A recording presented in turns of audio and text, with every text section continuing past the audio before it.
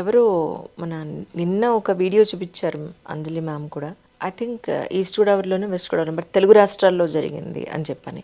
అక్కడ ఏం జరిగింది అని ఇప్పుడు ఒక వ్యవస్థలో ఎక్కడెక్కడో బ్రాంచెస్ ఉన్నాయి. ఇవి దేశ విదేశాల్లో, ఇతర రాష్ట్రాల్లో, దేశం మొత్తం మీద ఇతర ఐ మీన్ దేశ విదేశాల్లో కూడా చాలా బ్రాంచెస్ ఉన్నాయి.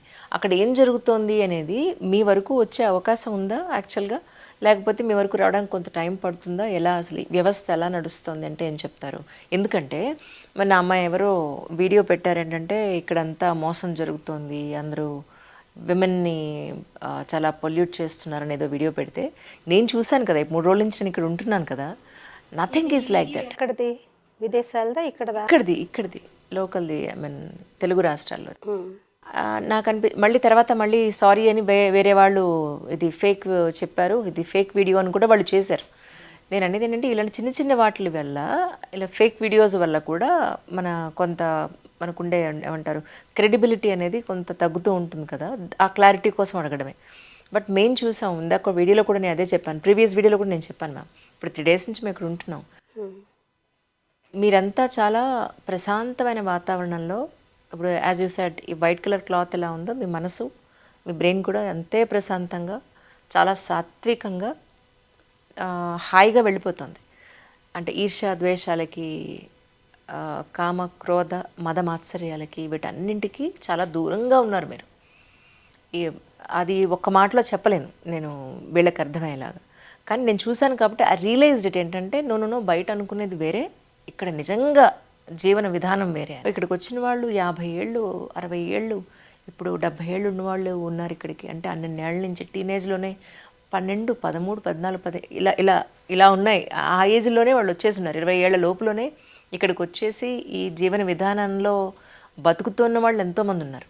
బట్ అలాంటి వాళ్ళకి మీరు ఏం చెప్పదలుచుకున్నారు? ఇలాంటి వీడియోలు చేసి ఇలాంటి చాలా రకాలైన ఫేక్ న్యూస్ని స్ప్రెడ్ చేస్తున్న వాళ్ళకి మీరు ఏం చెప్పదలుచుకున్నారు?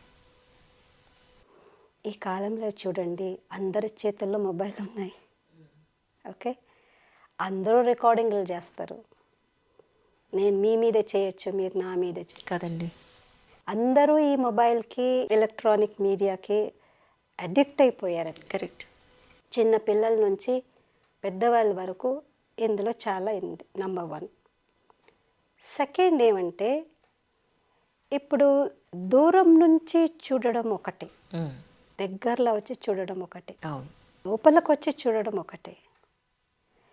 ఇప్పుడు మనం ఈ రూమ్లో కూర్చున్నాం, ఓకేనా?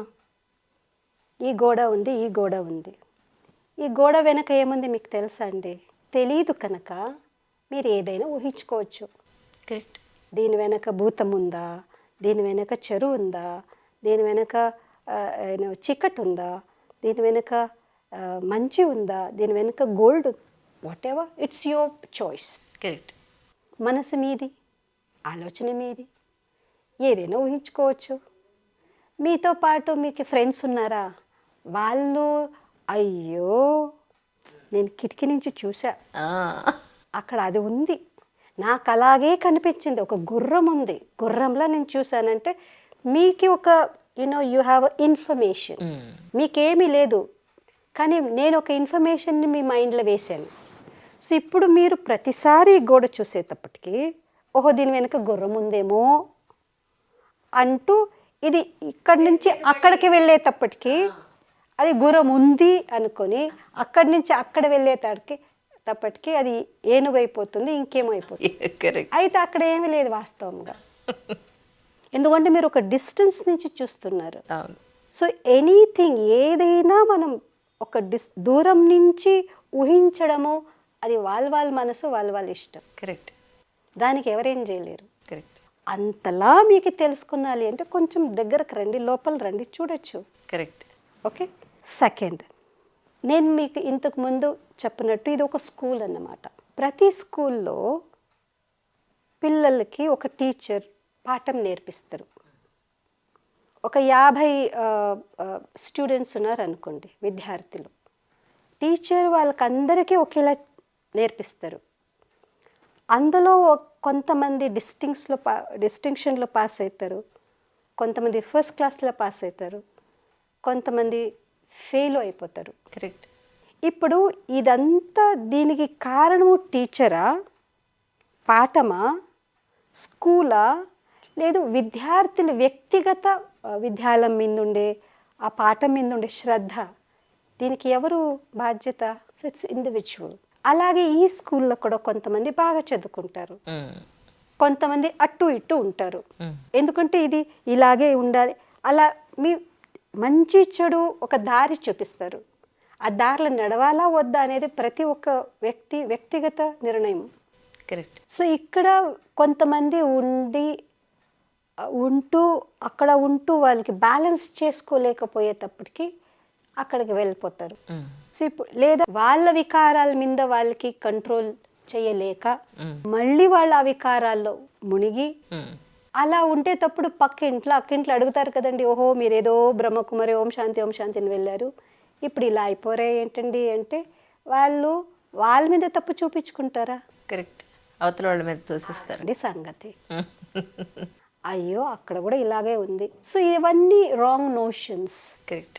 ఫెయిల్ అయ్యిండే స్టూడెంట్స్ని అడగండి, ఏ స్కూల్లో అయినా ఫెయిల్ అయ్యిండే విద్యార్థులను అడగండి, నువ్వు ఎందుకమ్మా ఫెయిల్ అయ్యావు, ఎందుకు నన్ను ఫెయిల్ అయ్యావు అంటే మా టీచర్ సరలేదు, ఎప్పుడు నన్ను కొట్టేది, మా టీచర్ మీదే చెప్తారే తప్ప నేను చదవలేదు అని వాళ్ళు మనసాక్షి ఒప్పుకుంటే కూడా మాట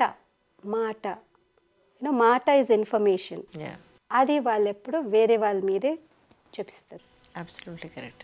సో ఇలాంటి ఒక wrong notions, understanding, wrong perceive things wrongly, వీటికని అవకాశాలు ఉంది. కాకపోతే ఈ ఈశ్వరి విశ్వవిద్యాలయంలో ఒక మంచి విషయం మనకేం నేర్పిస్తారంటే ఇలాంటి అపప్రచారాలు కూడా చాలా మంచిదే. బ్రహ్మకుమారీస్ అంటే అస్సలు తెలియకుండా ఉండేవాళ్ళు కూడా అసలు వాళ్ళ బ్రహ్మకుమారిలు ఎవరని దీనివల్ల తెలుస్తుంది కదండి. So thank you very much.